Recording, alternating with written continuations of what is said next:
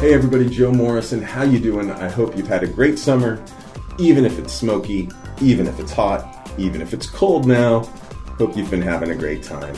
And we talked to Jeff Levin. This is recorded, a couple months ago, and I'm glad we finally got to put it out. Shame on me. We actually talked to Jeff for an hour and 20 minutes. I think probably by the time you hear this, it'll have been cut down to around an hour.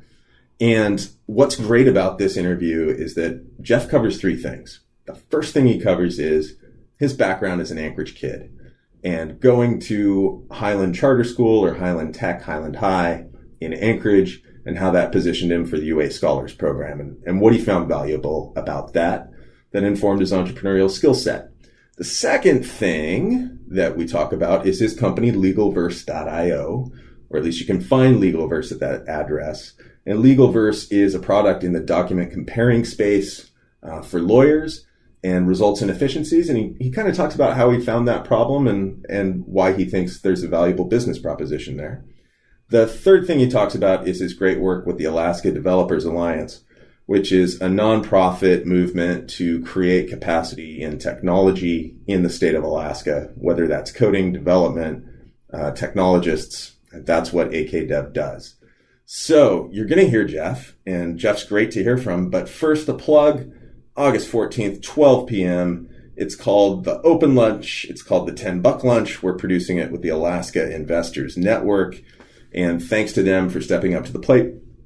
Look, keep an eye on our Twitter or our front page, 49saf.com, Twitter 49saf, to find out where it is. We'll release that information August 1st. But the idea is this is a chance for startups, entrepreneurs, would-be entrepreneurs, investors, ecosystem builders to just come out and reconnect, bump into each other, and maybe create some serendipity. So we're going to see if we can do these once a quarter. We think it's valuable for people to bump into each other in this space. And in closing, please come to the launch on August 14th. Let's listen to Jeff. Bye-bye.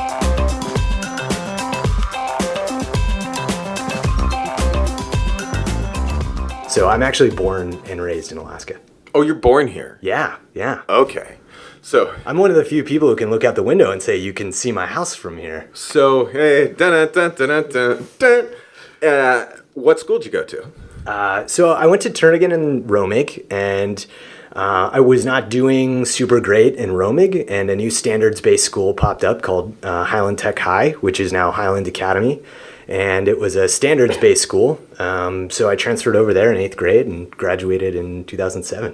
When Highland was first opened, I mean, one of the things they tried to explore was some of these ideas of the open concept workspace, and it was really interesting, right? It had like a great vibe. They'd focused a bit on the architecture and the space and revolving people around the school and how people were going to collaborate and communicate, and they had this fantastic vision for what the school could be. Ultimately, I think they did a great job. When they moved to the new space, they ended up deciding to go with a more traditional classroom model, simply because the noise factor. I mean, it was a 7 through 12, and if you've got open concept building with, floor to ceiling openness, you did still have walls, but they didn't go all the way up to the ceiling. So if one classroom was making noise, it ricocheted across the entire building, except for the admin offices up front. So it had its quirks, but it was a really cool concept to get started, just from the layout of the building, I thought. But the main tenet of that school was that it was standards-based. And this spoke a lot to me because what a standards-based school does is it takes a subject like geometry and it breaks that subject down into specific skills. And once you've demonstrated that you can do those skills proficiently, then you move on to the next thing. So one of the problems that I always ran into was I had a hard time in school because I'm sitting in class and my grade is based on the amount of time I'm in the seat. So there was no incentive for me to really try. There was an incentive for me to pass a test, but there wasn't an incentive to actually learn the skills and move on with it. So that was really attractive to me. And they had an interesting grading paradigm as well. So instead of A's, B's, C's, D's, you had emerging, developing, proficient, and advanced.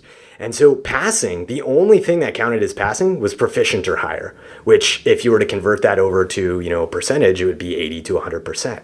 So even if you were passing, memorizes all of the elements on the periodic table, and you got all of those elements right, I mean, that was still only 100%, which if you translate that into a standard GPA, that's a B. So in order to actually get an A, the only way was to demonstrate a pretty high level ability to apply that skill. Like exceptional proficiency. Yeah. And so that would be advanced, or the simplest way to get advanced was to actually just teach another kid that skill. So there was kind of this like each one teach one philosophy where you would kind of go back and forth, and older kids would mentor younger kids, which was really cool. So where's Highland Tech now, and are they still doing this? And is it a STEM school, and do we have a STEM school? So there's all these questions for you, and then I got more questions about Highland. Yeah. Someday we'll talk about your business, but let's talk about Highland. Yeah, we'll get there.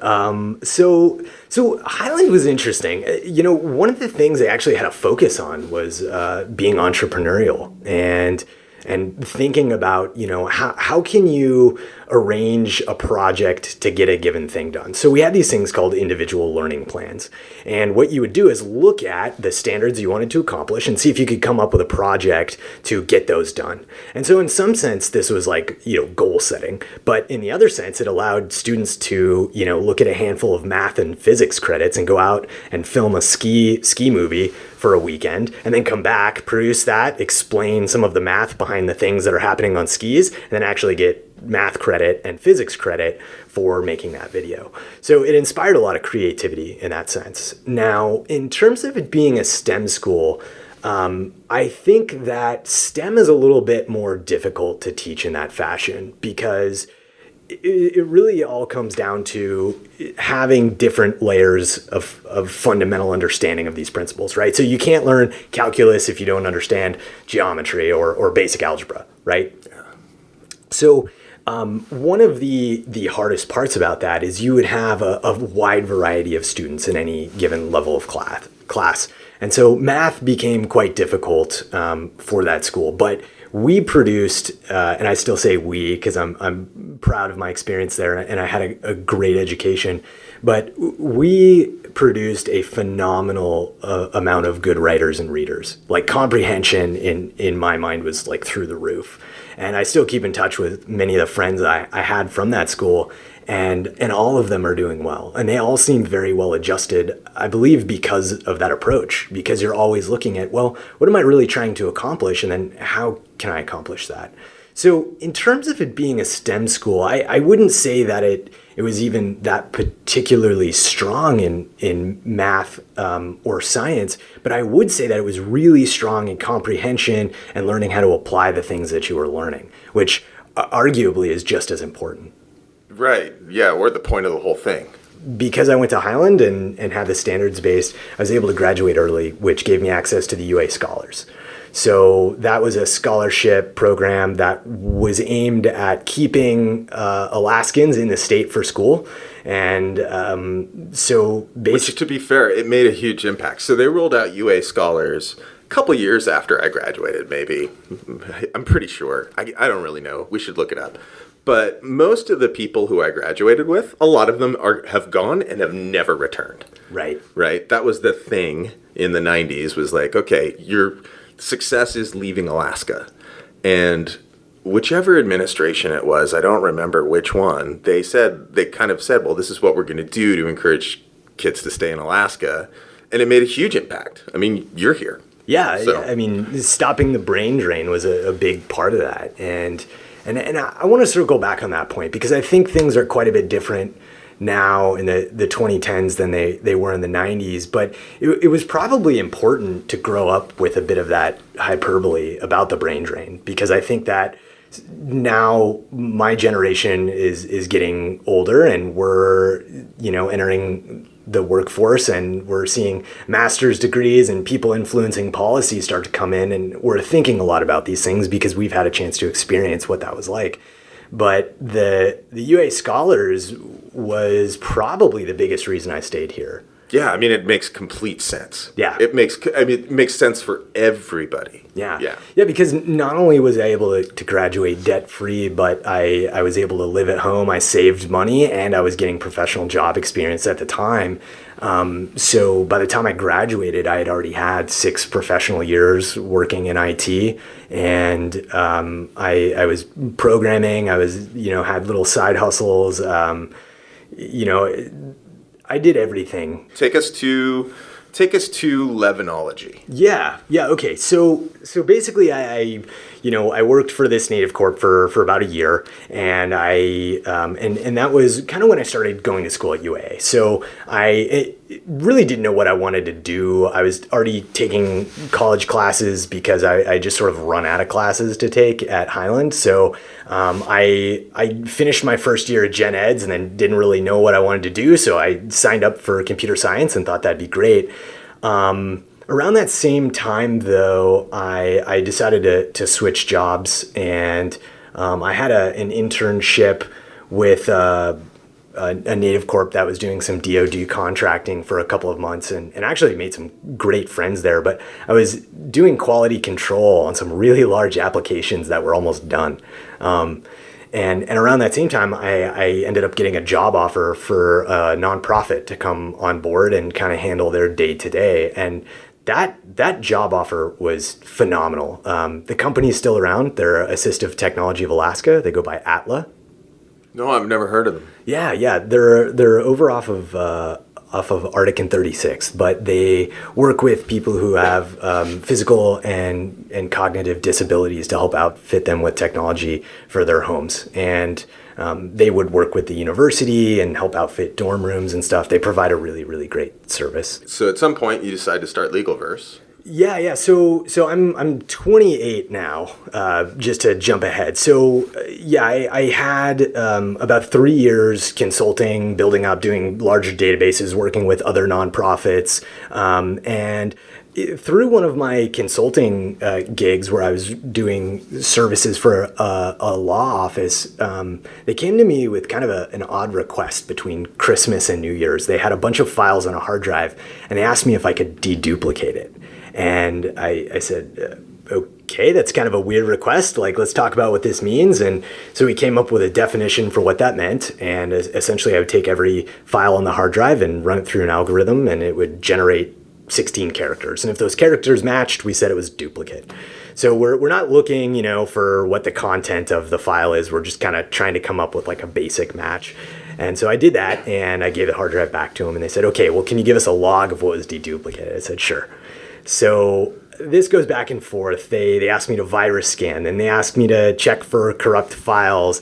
And then finally, they asked me to put everything on an FTP server. And I said, okay, what are you guys trying to do?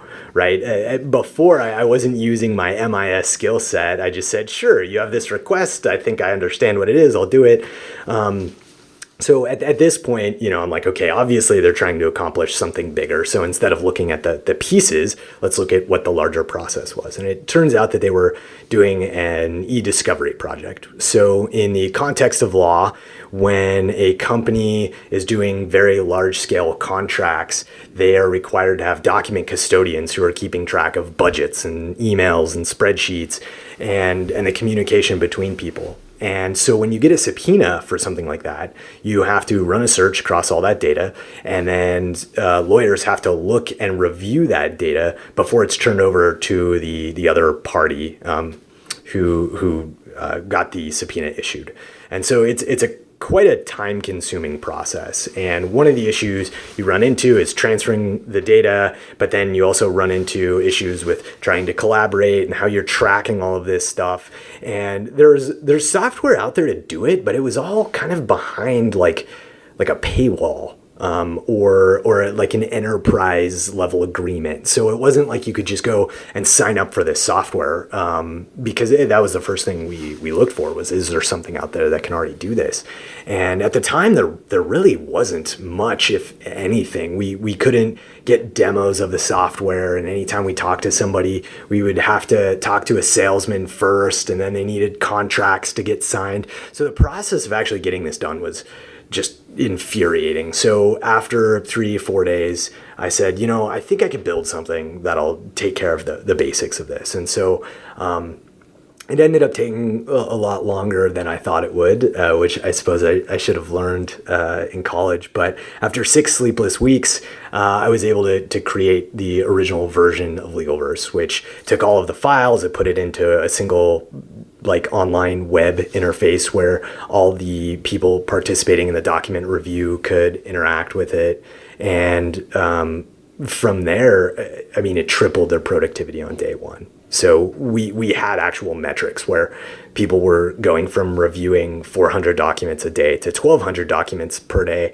But then we also solved the problem of transferring the documents between people because it was all on this web interface. And there were a lot of efficiencies, but essentially it allowed us to get to a point where we were reviewing enough documents quickly enough and producing those to the other side that the case got dropped from criminal to civil. So, it wasn't over, but at the same time, the pressure was off. And so I kind of stepped back and looked at that.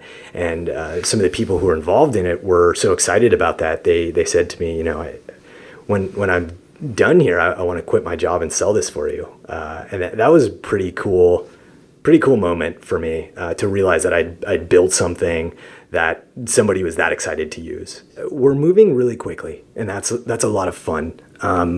We've had a big focus on the development of a product and how do you develop things in a scalable fashion quickly. And it's given me opportunities to work with phenomenal engineers, which has been fantastic. So that's really one of the things we've been focused on. But, in terms of some of the bigger pieces of what I'm looking at with the community is really what are the programming people in the state like, and what are they looking to do moving forward, and how many people are here are programming? Because I realize if we create a startup that starts to grow very quickly, that it's going to be difficult to find the people who can staff that startup and that company. So one of the things that I've been really focused on for the last year and a half is building the Alaska Developers Alliance, which is trying to create a more cohesive community and address the lack of programmers in the state. AKdev existed before Jeff, right? Yeah, so Maddie Iveson did some. Was that a different group, or? Yeah, it was a different group, but it was definitely kind of with that heritage. Maddie, I don't know how long he ran that group, but he was running AKdev, which I believe was primarily focused on web developers. Yeah, it's hard to say. At one point, he had a lot of traction. Yeah. He had probably 40 to 60 people in a room, which I thought was really impressive. So you've covered a bunch, and I'm just trying to unpack some of it. So you think there aren't enough developers in Alaska? Currently. Okay. I think we have a pipeline that's very full that could produce those developers, but we as a community need to take the time to help get programmers to that next level where they can be productive. And where do these programmers come from? So I'm also on the board of computer science and engineering for the university. And so I'm pretty in touch with the incoming students and enrollment and things like that, as well as there's a representative from the Anchorage School District. And so there are 2 computer science programs, I believe one at Service and one at Diamond, that I might be mistaken, but I believe they're full. So there's high school students who are kind of finishing up high school, ready to go straight into computer science. And we've seen an uptick in enrollment from the university, which has been awesome. And we're, I believe, seeing an uptick in graduates as well. So really, there's kind of this funny problem in Alaska where we right now actually have a good pipeline of students who are graduating from these programs, but we don't necessarily have a place for them to go. And so the crux is that we don't have enough jobs because no companies want to move here, but we also don't have companies that are based in Alaska because there's not enough talent. So there's this funny thing where the hardest job for a programmer to get is their first one, and then once they've got that job and they have a year or two of experience under their belt, they can go where they want. It's fairly easy to get your next opportunity. But that being said, it's really difficult to get a programmer from a level 1 to a level 2, and then most businesses are built on 3s and 4s. So a company like Snapchat, who blew up in the last several years, there are about 3,000 people. 1,300 people in that company are software engineers, and about 50% of those people are levels 3 and 4. So if you have a company that starts to gain traction very quickly in Alaska, what is our mechanism for, staffing a company like that? Or how would we do that? And I believe that there's an answer. We just have to focus as a community on the development of that talent.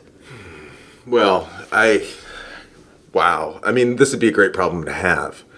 I don't know that we have it. Not yet. Yeah, I don't know that we have it. I guess one of the things that most interests me, so the most talented technologists I've met usually are not entrepreneurs.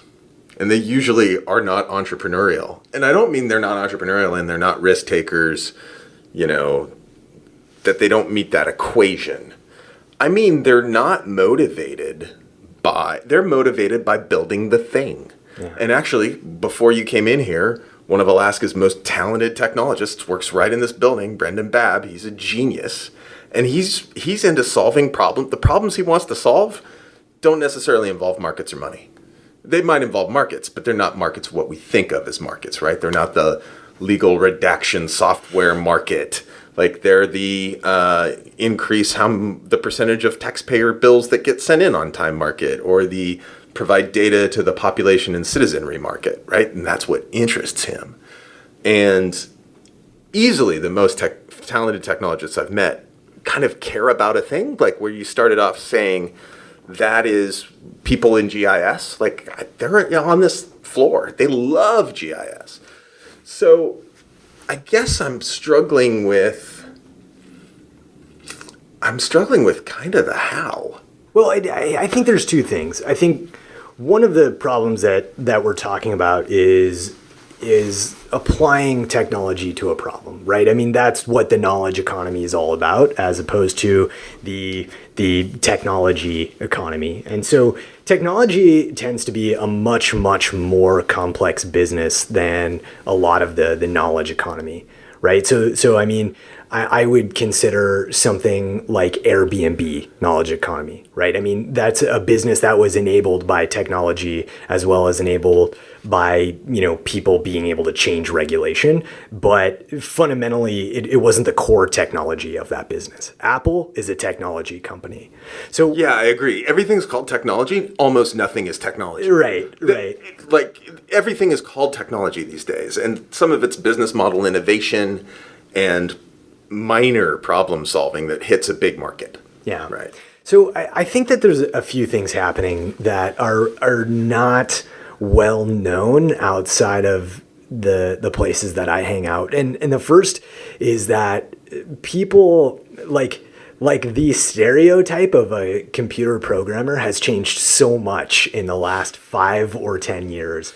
One of the reasons I think that there's an uptick in students in the computer science program is simply because they moved it out of math and into engineering. And so instead of being a computer scientist, you're now a software engineer, which sounds very similar to, a diesel engineer or an HVAC engineer or a structural engineer, right? We're sort of accepting that this is a discipline for normal people as opposed to the sort of 80s neckbeard ponytail programmer that sits in a basement. And so we're seeing that there are a lot more normal people doing this job. And I think that's one of the key things. Shows like Silicon Valley are making people understand that they can actually build software, they can work on business models, they can work on interesting problems. And while that show is satire, I mean, I would be super interested to see what the numbers of programmers are looking like, of kids who are raised on that show and where they're at and what their career choices look like,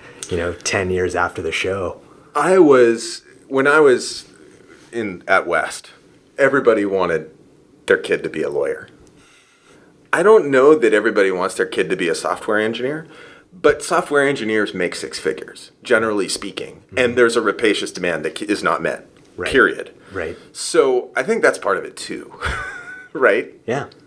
Yeah, 100%. I mean, the demand is absolutely there. But one of the interesting things in the Alaska market specifically is just that if you were to look at any of the startup businesses a handful of years ago or the startup competitions, there was, an idea for an app, right? But people weren't really exploring the business behind it too much. It was, a lot of, I've got an idea for this and here's what it might look like and here's how we might do this.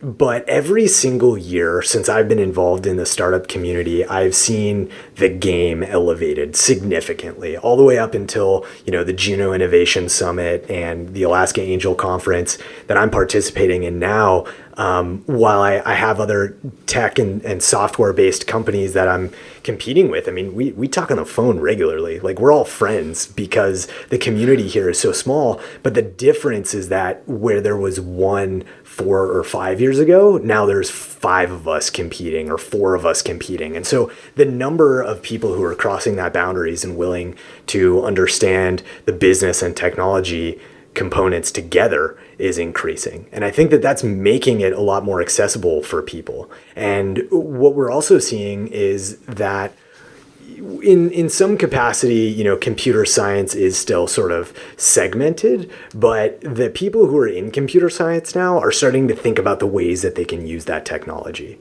And that's what's really exciting, is we're not sort of looking around for where can I go apply this? I mean, that's sort of your looking for a job model. You train these skills, you look for a job. Now we're starting to get people who are going to get those skills because they want to create their own job. And we're starting to see the effects of that. So while we may not have a Snapchat be based in Alaska, what we are going to start to see is more and more software-based companies based here. And as that happens, we're going to start to have people who are able to get really good, important experience working for those companies. And then people are going to merge and trade companies. And then people are going to form friendships. And then those 2 friends are going to leave and start their own company that addresses some other problem. And so what happens is we end up with a flourishing ecosystem just because of everybody's diversity of experience. And that's what's important. It's not necessarily that we grow a huge company super fast. It's that we set the groundwork for that happening, because it could be, 5 years or it could be 20 years. But as long as we have people starting to see that that's a possibility, that's what we need to plant those seeds. So I'm kind of drinking this water a little bit. I mean, I'm skeptical. And part of the reason I'm skeptical is because every community across America is saying invest in technology, create software engineers. And having as a competitive advantage, right, we are a competing animal. We compete with Rapid City, Iowa, to some extent. Not really, but kind of, we do. And to say that we are just as capable as they are of generating a solid tier 5, tier 6, somewhere below Eugene and somewhere below Bend tech center, I struggle with it. And so how many technology-based entrepreneurs are in Alaska? How many Jeffs? Oh, that's a tough question to answer, because I think that a lot of Definitely people why I asked it. Yeah, there are a lot of people working independently, and that's one of the most interesting things that I've seen, is that over the last few years, I have had probably 10 or 15, and when I say few years, I actually mean last 2, but I've had 10 or 15 people come to me that are working remotely for startups not based in Alaska and say, how can I participate in the community? And I didn't even know that these people existed. There's a lot. I agree. There's a lot of talented technologists who work remotely and just get to live here because they have the cachet. Yeah, or something that we haven't talked much about is my specific generation, which... Let's do it. Yeah. So my generation, I think, is the first generation who's left this state, looked at opportunities and said, I'm going back to Alaska. And previously, I think coming back to this idea of infrastructure, it was like, oh, it's hard to travel and the food's not as good and the weather's not as nice and there's nothing to do in the city, right? I mean, when Anchorage expanded, we have our South Edition neighborhood, and that was because literally, and that's downtown, but literally South Edition's called South Edition because they added it to the end of Anchorage. And now Anchorage extends 10 miles past that. And so I think that previous generations left didn't necessarily see or think there was going to be much opportunity in Alaska and stayed out. Whereas I feel like a lot of people in my generation, in my age group, who were born and raised here are going out, they're looking around, they're saying, I kind of want to go back to Alaska. And so they're bringing these skills back. So I think, even though we still see a lot of people leave and the brain drain, so to speak, still exists, I think what's really happening is those people are leaving, getting great educations from Harvard and Yale and Penn State, and they're saying, you know what, I would rather just raise my family in Alaska. And a lot of those people have roots here. So what's been really fascinating for me is seeing how many of my friends have come back. In some sense, it feels like the band's getting back together because I get to hang out with the same kids I went to elementary school with, which is hilarious. But these are now people who are well educated and have really specific skill sets, and they're looking at a lot of the same problems. Where am I going to work? What am I going to do? But they know that they want to be here. And a lot of those people don't have issues getting jobs because they're educated, but they're still thinking about, how am I going to apply that? And if I want to get out of the traditional model of a career, who could I work with to do that with? And I think that's where this gets really compelling and really interesting. Yeah, so still, how many Jeffs are there? And so a Jeff is not, how many technology entrepreneurs are there? A technology entrepreneur is a Jeff. It is a Eric Soley. There are others out there.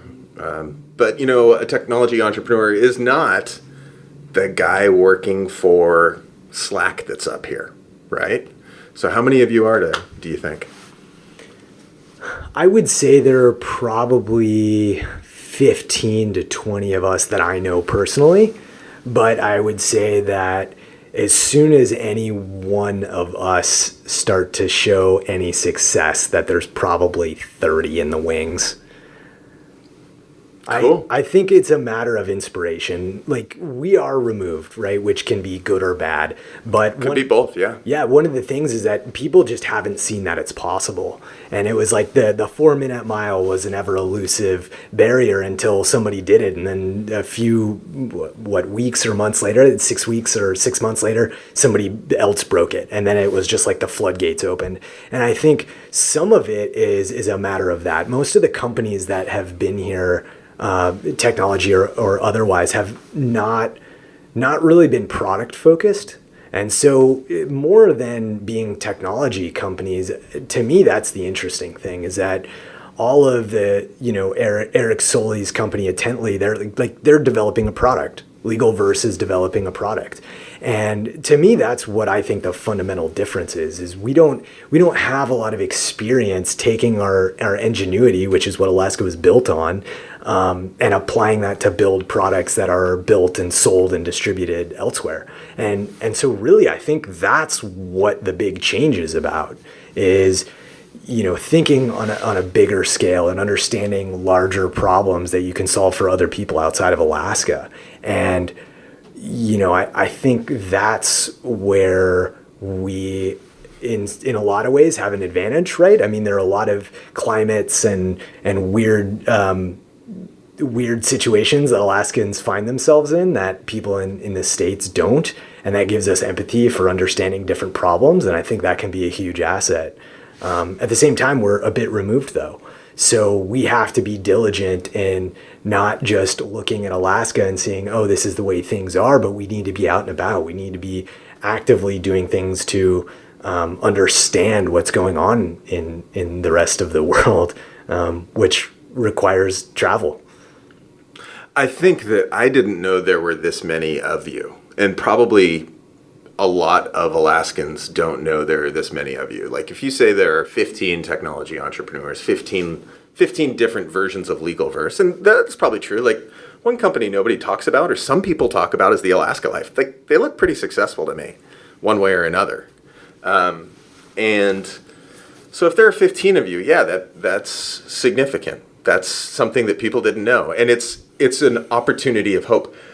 Let me ask you, where did this come from? Like, this wasn't around 3 years ago. Yeah. Not really. Why? How did this come about? Why are there 15 of you now? Well, there used to be none of you. I know. We tried to invest in you. I think a lot of it came down to timing. I also think that because I went through it and I lived that person who didn't have a tech community to participate in, when I say that I see 15 of these people out there, it's not that I see 15 people actually creating businesses yet. I just see 15 people who are going through the struggle that I'm going through. And I feel like they're going to end up in the same place that I'm in, which is awesome.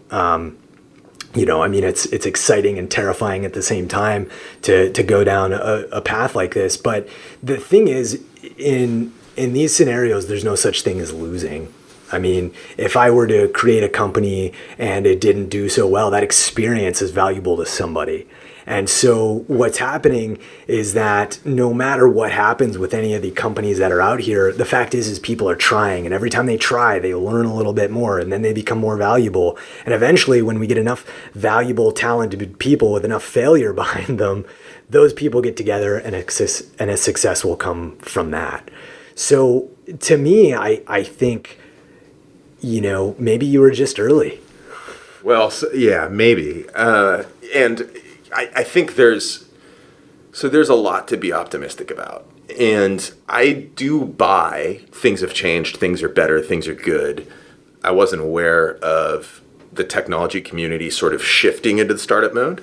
I was aware of the technology community being enthusiastic technologists who I respected for their technology abilities. But once they start to orient themselves this way, there's good things, there's bad things, but I'm glad it's happening. And I think, Jeff, Alaska really needs to hear this right now.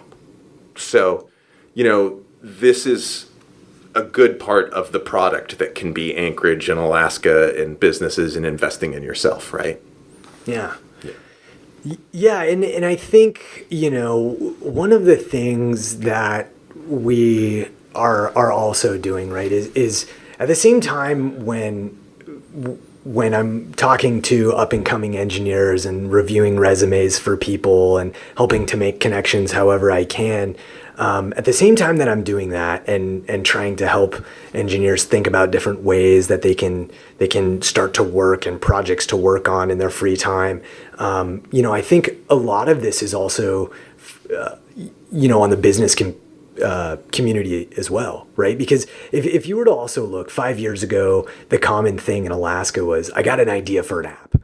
And that was already probably 5 or 10 years old at the time that we were hearing that. So to me, I think one of the big changes is that I think there's a lot more education from both sides. I think the software engineers are starting to think a little bit more critically about the problems that they're working on. And I think the business people are participating a bit more in the validation of the business models and will an app really solve this problem? And if I think it can, how could we fake that first? And what would that look like?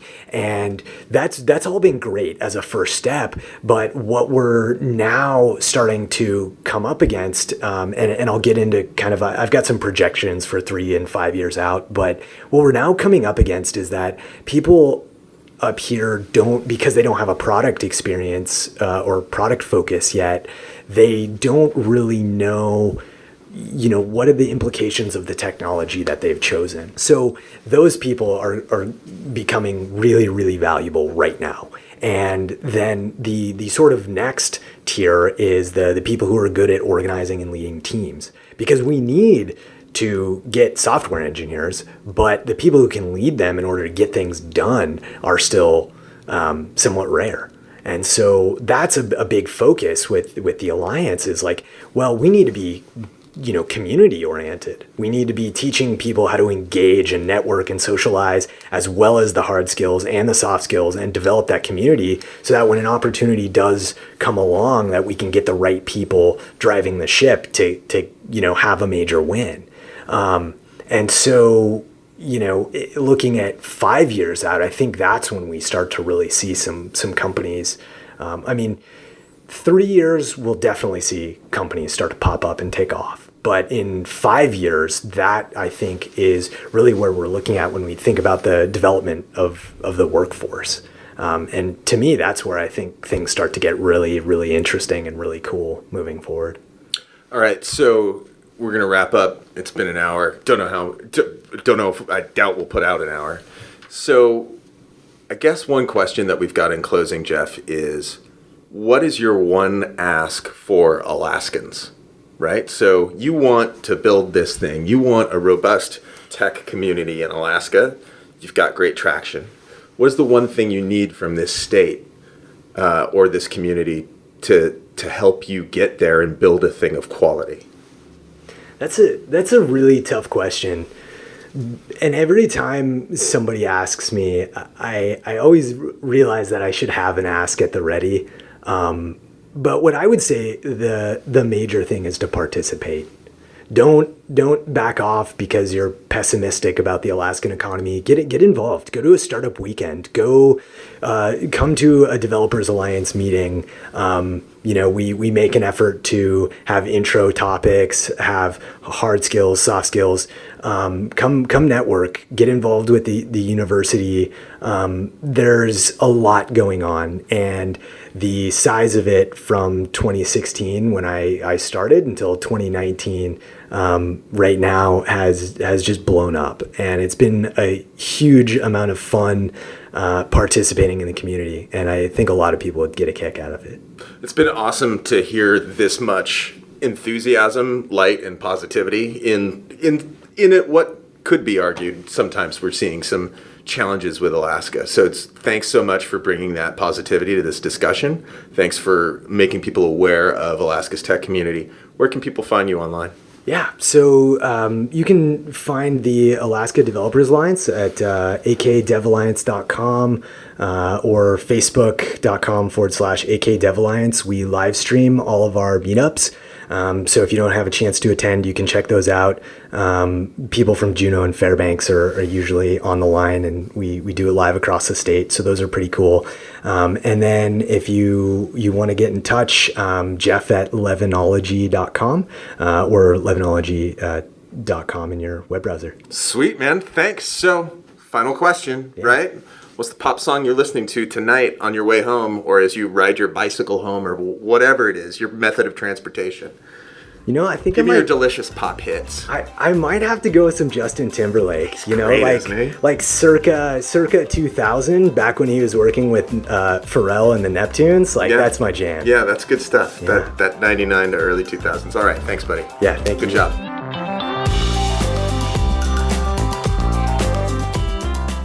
We're just going to do this.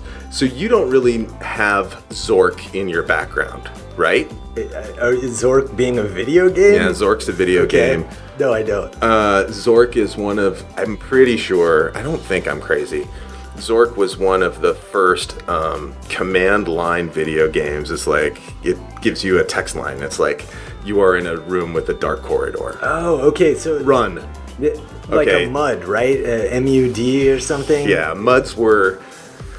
Yeah, we're revealing ourselves. MUDs were later, but the interface is very similar. Okay. Yeah.